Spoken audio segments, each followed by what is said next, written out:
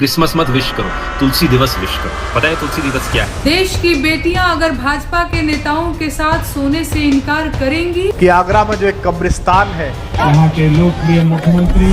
Welcome भाई लोग, इस वीडियो में बात करेंगे सोशल मीडिया पर आज क्या है ट्रेंडिंग अपडेट जो हो रहा है वायरल। क्रिसमस में तोड़फोड़ और हमले पर ध्रुव राठी ने वीडियो शेयर कर नफरतखोरों की खोल दी पोल। 2 दिन बाद क्या हुआ, फैक्ट चेकर मोहम्मद जुबैर ने शेयर की अपडेट। रेप से लेकर मर्डर, महिलाओं पर हो रहे जुल्म पर नेहा सिंह राठौर ने क्या कहा दिखाएंगे आपको। रेसिस्ट कमेंट से लेकर बांग्लादेशी होने के शक में 2 अलग अलग शख्स की बेरहमी से कत्ल, नवाबों के शहर में गमला चोरी और अटल कैंटीन से लेकर ताजमहल।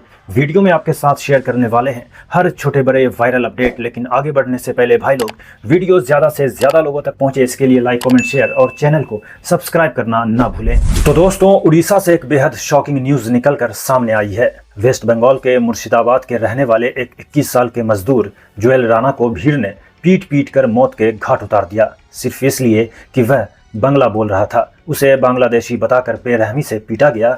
इस हमले में किसी तरह आरिफ और प्लास जान बचाकर भाग निकले, लेकिन जोएल भाग नहीं सका। उसे गंभीर हालत में अस्पताल ले जाया गया, जहां डॉक्टरों ने उसे डेड डिक्लेयर कर दिया। दोस्तों, क्रिसमस में की गई तोड़फोड़ और हमले पर ध्रुव राठी ने अंधभक्तों की गजब क्लास लगाई है। दुनिया भर में कल करोड़ों लोगों ने बड़ी खुशी से क्रिसमस मनाया, लेकिन इंडिया में हमें क्या देखने को मिला? छत्तीसगढ़ में बजरंग दल के गुंडों ने मॉल में जाकर तोड़फोड़ करी। मध्य प्रदेश में कुछ गुंडों के द्वारा एक चर्च को वैंडलाइज किया गया। उत्तर प्रदेश बरेली में कुछ लोग चर्च के सामने जाकर हनुमान चालीसा गाने लगे। आसाम में इन लोगों ने दुकानदारों को और स्कूल के बच्चों तक को नहीं छोड़ा। दुकान से सारी क्रिसमस डेकोरेशंस निकालकर उस पर आग लगाने लग गए।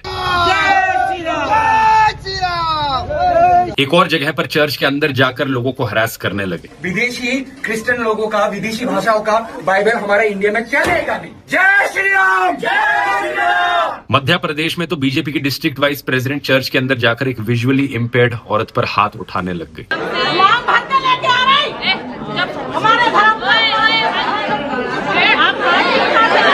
ये संघ परिवार के लोग, बीजेपी आरएसएस से जुड़े लोग इतने इनसिक्योर है अपने रिलीजन को लेकर कि इन्होंने एक फर्जी फेस्टिवल भी बना दिया क्रिसमस के दिन पर। कहते हैं क्रिसमस मत विश करो, तुलसी दिवस विश करो। पता है तुलसी दिवस क्या है? इनके द्वारा बनाया गया फेस्टिवल है। पता है सबसे पहले किसने बनाया था? एक कॉन्विक्टेड रेपिस्ट ने बनाया था इस फेस्टिवल को, आसाराम बापू, 2014। उससे पहले इस तुलसी दिवस का आपको कोई मेंशन नहीं मिलेगा।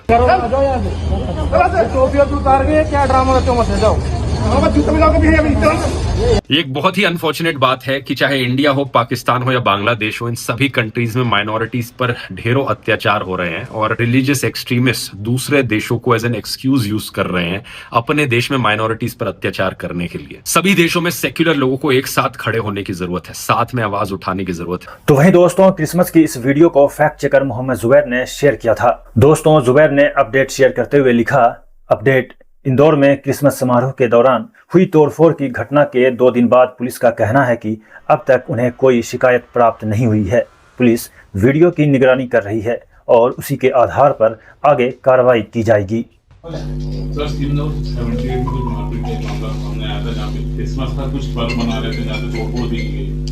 इसमें थाना लसुड़िया के अंतर्गत हब जो कि फूड स्ट्रीट है, वहाँ पर रात्रि की बात है। उसमें कुछ जो सोशल मीडिया पे एक वीडियो वायरल हो रहा है जिसमें कि कुछ लोग उसमें सामान फेंकते हुए दिखाई दे रहे हैं। इसमें फिलहाल कोई कंप्लेंट नहीं आई है थाने पर और इस जो सोशल मीडिया मॉनिटरिंग सेल के द्वारा इस वीडियो को एग्जामिन किया जा रहा है, उसके आधार पर वैधानिक कार्रवाई की जाएगी।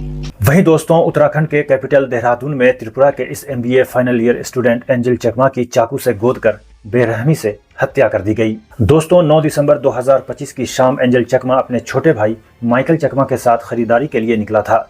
इसी दौरान आरोप है कि हमलावरों ने नेपाली, चाइनीज, चिंकी और मोमोज जैसे रेसिस्ट कमेंट्स का इस्तेमाल किया। एंजल के भाई माइकल चकमा ने पुलिस को दिए लिखित बयान में बताया कि आरोपी शराब के नशे में थे। नस्लीय गालियों का विरोध करने पर उन्होंने पहले दोनों भाइयों के साथ मारपीट शुरू की, चाकुओं से हमला कर दिया। एंजल की गर्दन और पेट में कई बार चाकू घोंपा गया, जिससे वह सड़क पर गिर पड़ा। जाते समय हमलावरों ने दोनों भाइयों को जान से मारने की धमकी भी दी। अब दोस्तों, डॉक्टरों ने 17 दिनों तक उसकी जान बचाने की कोशिश की, लेकिन आखिरकार उसकी मौत हो गई।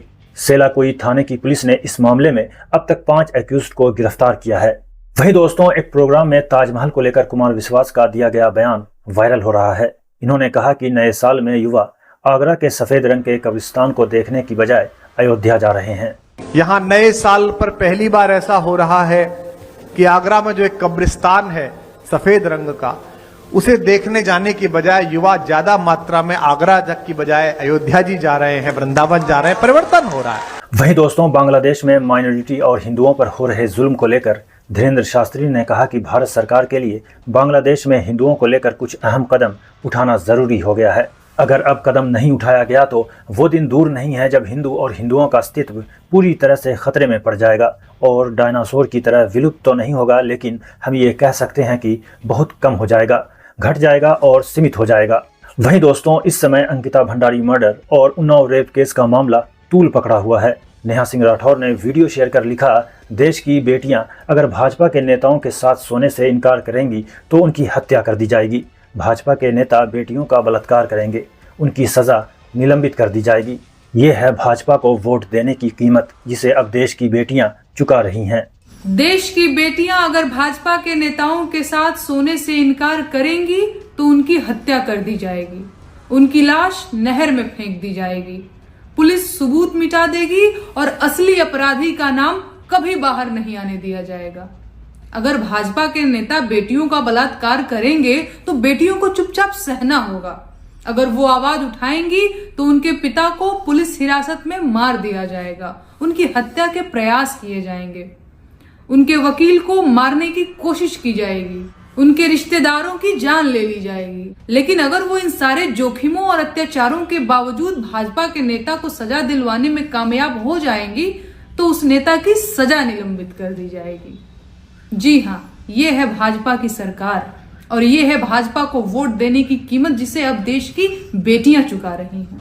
दोस्तों, दिल्ली में फॉर्मर पीएम अटल बिहारी वाजपेयी जी के नाम पर अटल कैंटीन शुरू की गई है।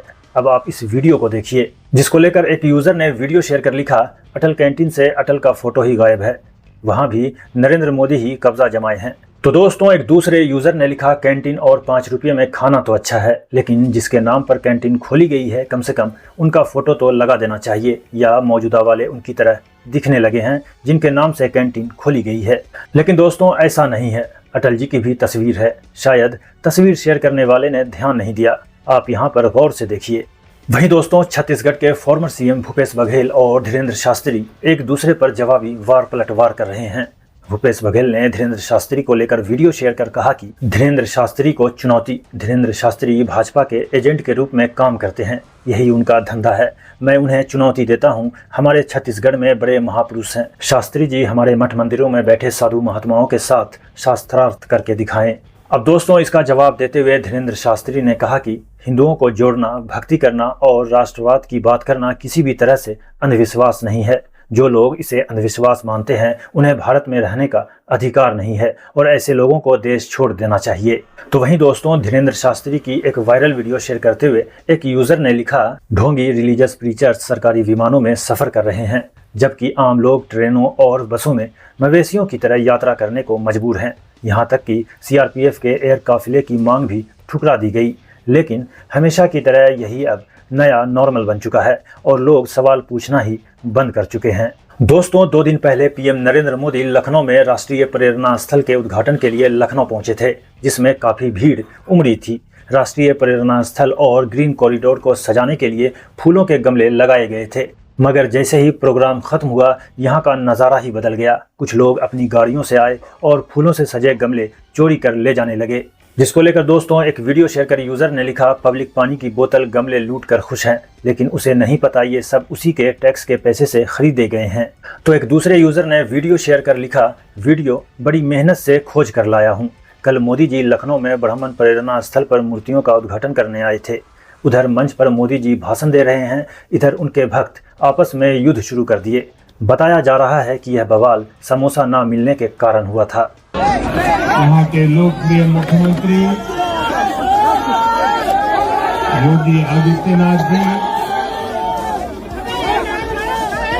केंद्रीय मंत्रिमंडल में मेरे दोस्तों, बीजेपी लीडर नवनीत राणा को प्रियंका चतुर्वेदी ने करारा जवाब दिया है। दरअसल दोस्तों, नवनीत राणा ने मीडिया से बात करते हुए कहा था, मैं सभी हिंदुओं से अपील करती हूं कि अगर मुस्लिम 19 बच्चे पैदा कर रहे हैं तो हमें कम से कम 3 से 4 बच्चे तो पैदा करने चाहिए। ये लोग भारत को पाकिस्तान बनाने की राह पर हैं। ये लोग ज़्यादा बच्चा पैदा करके भारत को पाकिस्तान जैसा बनाने की प्लान कर रहे हैं, तो हम सिर्फ एक बच्चे से क्यों सेटिस्फाइड रहें? हमें भी 3 से 4 बच्चे पैदा करने चाहिए। अब इसका जवाब दिया है प्रियंका चतुर्वेदी ने, आप भी सुनिए। नवनीत राणा जी का एक स्टेटमेंट आता है, हिंदुओं ने कम से कम 3 से 4 बच्चों को जन्म देना चाहिए। इस स्टेटमेंट को कैसे देखते हैं? वो पहले अपने पति से इसके बारे में बात करें, वो भी अपने बच्चे बढ़ाएं, फिर अपने पड़ोसियों को कन्विंस करें। जो अपने पड़ोसियों को कन्विंस नहीं कर सकते हैं, जो अपने पति को कन्विंस नहीं कर सकते हैं, वो देश की महिलाओं को कन्विंस करना बंद करें। अपडेट में दोस्तों आज इतना ही। वायरल खबर देखने के लिए आप हमारे चैनल को सब्सक्राइब कर लीजिए और वीडियो ज़्यादा से ज़्यादा लोगों तक पहुंचे, इसके लिए वीडियो को लाइक, कमेंट और शेयर कीजिए। मिलते हैं आपसे नेक्स्ट वीडियो में, तब तक के लिए जय हिंद।